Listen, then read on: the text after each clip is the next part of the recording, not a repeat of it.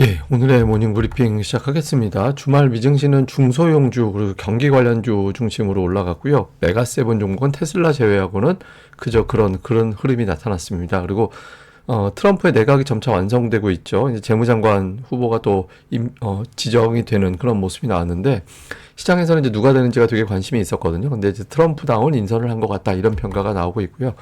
그리고 삼성전자가 또 재료를 냈습니다.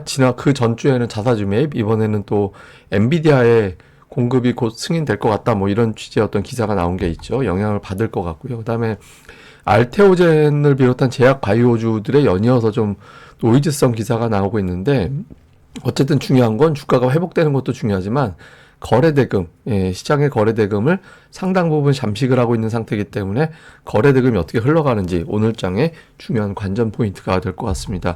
우선 주말에 뭐 해외 증시 같은 경우를 보면 상승한 업종이 되게 많았어요. 근데 보면 메가세븐 종목은 그다지 썩 좋은 흐름은 아니었잖아요. 뭐 테슬라 정도 제외하고는 뭐 이렇게 올라갔다 싶은 종목들은 별로 없었죠. 그런데 상승한 업종 그리고 상승한 업종의 업종 상승률이 1%가 넘는 종목군들도 여럿 나왔다. 그러니까 메가세븐에서 자금이 다른 쪽으로 분산되고 있다. 그러니까 뭐 투자들이 경기가 괜찮아지겠구나, 내년도에 증시가 좋아지겠구나, 그러니까 이런 기대감을 미국에서는 갖고 있는 것 같아요. 그래서 최근에 실제로 보면 그러니까 11월 이후에 미국의 주요 종목들 추이거든요.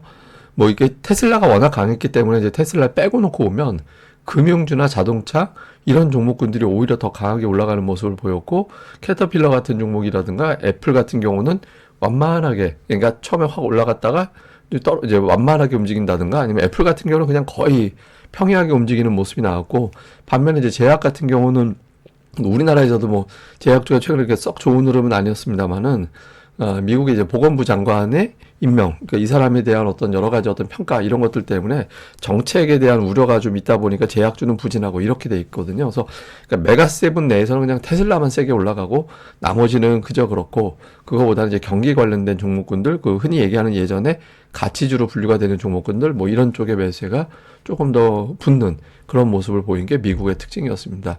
근데 이게 뭐 미국은 저런 식으로 움직이고 있는데 주말 사이에 나왔던 뉴스들 보면 조금 변화도 있는 것 같아요. 그러니까 일단 트럼프의 집권 2기 재무장관의 헤지펀드사를 만들었던 사람이 지명이 됐다. 그래서 이게 금융시장에서의 어떤 반응을 보면 미국 입장에서는 나쁘지는 않은 것 같다. 뭐 이렇게 생각하는 것 같아요. 어쨌든 투자 관점에서 본다라면은 뭐 주식시장 올라가는 게 좋은 거니까 이제 미국 관점에서 보면 괜찮은데, 약간 이제 트럼프의 보호무역을 뒷받침할 가능성이 있어 보이잖아요. 그래서 좀 신흥시장이라든가 그 외 쪽에서는 이 사람의 발언이라든가 이런 것들이 어떻게 나오는지 좀 구체적으로 기다려보는 그런 상황인 것 같고요. 근데 이건 뭐 해외 쪽이 그렇고, 우리나라 쪽 같은 경우는 당장 코스닥 시장에 큰 영향을 주는 사안이 알테오젠.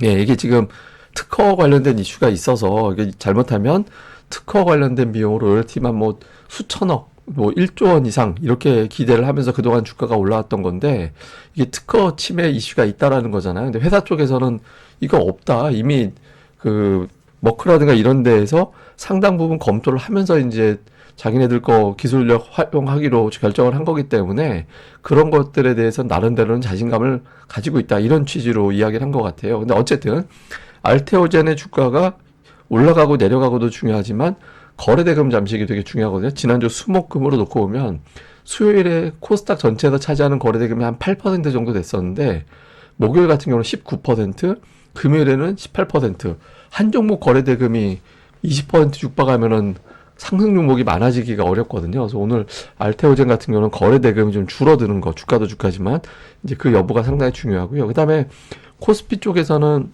그 삼성전자 HBM 승인 관련해서 빨리 하기 위해서 좀 작업 중이다, 이런 이야기가 나왔거든요. 그래서 이거 이제 일단 삼성전자에는 긍정적인 메시지가 되는데, 다만 일부에서는 또 하도 뭐 엔비디아 공급 임박 이런 뉴스를 하도 많이 봐서 이게 진짜 되는 건가, 이런 것들에 대한 의구심도 있긴 있을 거예요. 근데 어쨌든 임박한 것 같다. 그러니까 삼성전자가 월요일마다 자꾸 어떤 뉴스를 내고 있잖아요. 그래서 이 뉴스에 대한 반응, 그러니까 삼성전자 상승, 하이닉스 하락 이런 조건이 되느냐, 아니면 이제 전체적인 어떤 IT 기업들, 반도체 관련된 기업들을 동시에 끌어올리는 재료가 되느냐. 그러니까 이게 이제 삼성 계열 쪽의 종목군들, 아니면 하이닉스 계열 쪽의 종목군들이 좀 분류가 돼 있잖아요. 근데 이게 어떤 형태로 작동을 하는지, 이왕이면 사실 이제 지수가 와하고 다 올라가려면 그냥 한 종목은 조금 완만하고 한 종목은 강하고 이렇게 되는 조건이 되게 좋거든요. 그러니까 그런 형태의 움직임이 나오게 되는지 좀 이 뉴스에 대한 반응이 상당히 중요할 것 같습니다. 근데 전체적으로 보면 앞서 말씀드렸던 알테오젠 여파로 코스닥 시장이 지난주에 계속 음봉이 나오는 그런 형태가 반복이 됐잖아요. 그런데 잘 보면 지수 자체는 이렇게 음봉이 나왔지만 소형업종 지수는 최근에 나쁘지 않아요. 그러니까 6일 동안 놓고 보면 4일이 양봉이었고 흐름 자체는 괜찮았거든요. 그러니까 알테오젠이 지수를 끌어내리지만 나머지 종목군들은 그냥 저건 쟤네 문제지 우리하고는 상관없어 라고 생각하는 투자 심리가 있다라는 거예요. 그래서 지난주 뭐 금요일만 해도 지수가 0.5% 빠졌는데 소형업종 지수는 0.2%밖에 안 0.2% 올랐잖아요. 그럼 이렇게 이제 뒷받침될 수 있는 건 수급이 그렇게 나쁘진 않아요. 그러니까 보면 외국인들은 월화수목 팔았다가 이제 금요일 매수하고 이런 형태인데 기관 투자자들이 11월 들어서 코스닥을 이틀 연속 매도한 적은 없거든요. 그러니까 매수 우위를 보여주고 있는 상태가 되는 거죠. 그러니까 알테오젠 빼놓고는 나머지 종목군들은 그렇게 나쁘진 않은 거예요. 물론 이제 하락 종목 수도 많고 그랬기 때문에 좋았다 이렇게까지는 아니지만 재료 때문에 시장이 끌려 내려갈 때 다른 종목들이 막 투매 비슷하게 막 던져지는 그런 상황이 연출이 됐던 게 지금은 이제 그렇지 않다라는 거거든요. 근데 이제 문제는 뭐냐면 예탁금이 최근에 추이가 그렇게 좋진 않아요. 그래서 뭐 예탁금이 쭉 그러니까 보면 계속 좀 추세적으로 보면 낮아지는 느낌이 좀 있잖아요. 고객 예탁금 추이 자체가. 그래서 지금은 개인들이 주도할 수 있는 상황은 아니기 때문에 이제 외국인 기관이 선택하는 중형주보다 조금 묵직한 종목군들, 그러니까 뭐 시가총액 최소 3천억 원 이상 되는 종목군들 쪽에 종목 장세가 확률적으로는 그쪽 종목이 조금 더 확률이 높은 그런 상태가 만들어지고 있다. 그래서 알테오젠 등락과 무관하게 기관 외국인들이 매수하는 중형주군 이상의 어떤 종목군들 이런 쪽에 집중을 해야 되는 그런 환경인 것 같고요. 코스피 같은 경우는 최근에 양봉이 계속 나오고 있습니다. 그러니까 6일 연속 뭐 지수가 올라가고 내려가고 이런 걸 떠나서 6일 연속 양봉이 나오고 있거든요. 근데 그런 배경에 보면 우선 연기금이 계속 매수하고 있어요. 그러니까 연기금이 계속 매수하고 있는 데다가 외국인들이 매도하다가 이렇게 막 던지기식 매도는 조금 덜 나오죠. 그러니까 던지기라는 건 뭐 한 막 5천억 원 이렇게 매도하던 하루에도 그러면 어마어마하게 파는 거잖아요. 그런데 그런 매도가 안 나오고 기관들이 사는데 근데 사실 기관들이 사는 건 금융투자는 어차피 연말까지는 그 배당 기준일까지 매수했다가 배당락 당일부터 이제 매도해서 1월에는 매도로 바뀌어버리거든요. 그러니까 금융투자는 어차피 매수하는데 연기금이 붙어주니까 연기금, 금융투자, 그러니까 기관은 매수 우위로 계속 가고 있는 상태에서 외국인들이 던지게 하면 좀 어려운데 그렇게까지 안 나오니까 이제 자꾸 양봉이 나오는 그런 형태가 나오고 있는 거죠. 그리고 이제 특히 발목을 잡았던 게 삼성전자인데 저 파란색이 삼성전자고 빨간색 선이 코스피거든요. 아직은 코스피가 삼성전자보다는 위에 있죠. 근데 이제 지난주 기준으로 보면 그 전에 직전 고점 대비 코스피는 한 60% 정도 복원됐는데 삼성전자는 그거보다 훨씬 더 복원이 됐거든요. 이게 뭐 삼성전자가 좋다 나쁘다 이런 걸 떠나서 삼성전자가 지수에 한동안 발목을 계속 잡았었잖아요. 그러니까 그런 구간은 이미 탈피가 됐다라는 거죠. 근데 이게 왜 중요하냐면 제가 뭐 계속 표현입니다만은 삼성전자는 증시의 응원단장 역할을 하는 종목이다. 그래서 삼성전자가 그런 역할을 계속 해주게 됐을 때 뭐 지수의 종목 장세는 계속 만들어질 수 있게 되고 예탁금은 지금 붙지 않고 기관과 외국인들이 매수하거나 아니면 이제 매도가 진정되거나 이런 상태라서 지금은 기관 외국인들의 종목군들 계속 좀 주목을 해보는 게 좋을 것 같습니다. 그리고 이제 종목들 좀 비교를 해보면 최근에 그냥 강한 거 코스피에서 그러면 조선주 코스닥에서도 이제 조선 부품주 이런 것들이 강하죠. 근데 반면에 바이오 종목군들은 미국에서 일라일리가 약하듯이 우리나라에서도 일부 뭐 바이오 제약주가 올라가는 건 있지만 전반적으로는 이렇게 엇갈리거든요. 그래서 아예 그냥 구분을 해서 보니까 지수보다 조금 더 위에 있는 종목군들 조선주 지난주 보면 2차 전지도 은근히 올라왔죠. 보험주 강하고 인터넷은 네이버 카카오 얘기하는 겁니다. 그다음에 엔터주 자동차 지난주 자동차 은근히 괜찮았어요. 근데 이제 지수보다 약한 거 그러니까 반도체 제약바이오, 방산, 건설, 전기차, 의료. 근데 여기서 특이한 게 2차 전지는 지수보다 괜찮은데 전기차에 부품을 공급하는 업체들은 좀 지수보다 약한 그렇게 좀 엇갈리는 모습이 나왔거든요. 근데 이게 제가 이거 딱 비교해 볼 때 이게 지수보다 강한 쪽으로 계속 강하다 이런 쪽도 있겠지만 제가 보기에는 지수보다 약한 것들 중에서 이제 시장이 풀리나 보다 이런 타이밍이 오게 되면 이 중에서 몇 개가 초반에 좀 강하게 반전하는 그런 시도가 나올 수 있거든요. 그래서 지수보다 아래쪽에 있는 종목군들이 어떻게 돌아가는지 이번 주에 좀 이런 흐름들도 좀 주목을 해보는 게 좋을 것 같습니다.